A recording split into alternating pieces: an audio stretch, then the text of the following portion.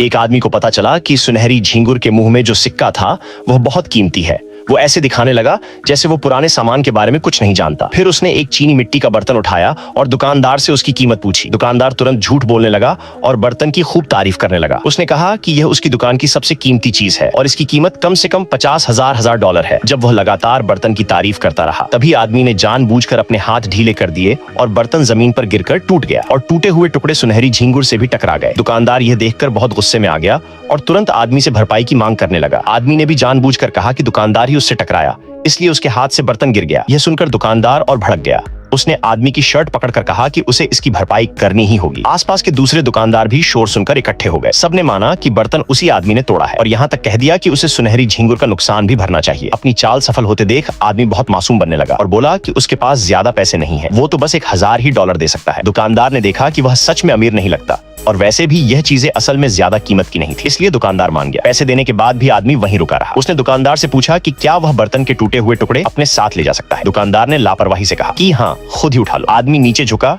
टुकड़े उठाए और उसी के साथ चुपके से सिक्का भी ले लिया। फिर वहां से चला गया। बाद में वो एक दूसरी पुरानी चीजों की दुकान में गया और सिक्का जांच के लिए निकाला, लेकिन वहां के युवा विशेषज्ञ ने कहा कि इसकी कीमत ज्यादा से ज्यादा 200 डॉलर है। ये सुनकर आदमी को गुस्सा आ गया और दोनों में बहस शुरू हो गई। तभी दुकानदार शोर सुनकर बाहर आया। उसने तुरंत सिक्के की असली कीमत पहचान ली और यह भी जान लिया कि आदमी ने इसे पुरानी बाजार से खरीदा है। दुकानदार बहुत उत्साहित होकर बोला कि यह सिक्का तो 1 करोड़ डॉलर का है।